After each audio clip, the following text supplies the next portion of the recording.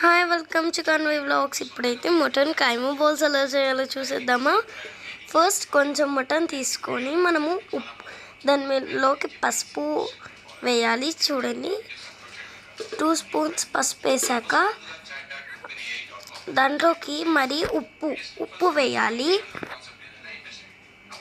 రాళ్ళ ఉప్పు వేయాలి. దాంట్లోకి రాళ్ళు టూ టైమ్స్ వేస్తే సరిపోతుంది. తర్వాత కారం